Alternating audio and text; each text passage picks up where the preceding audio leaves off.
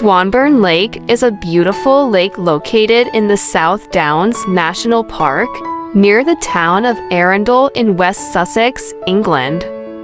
It is situated just south of Arundel Castle and is a popular tourist attraction in the area.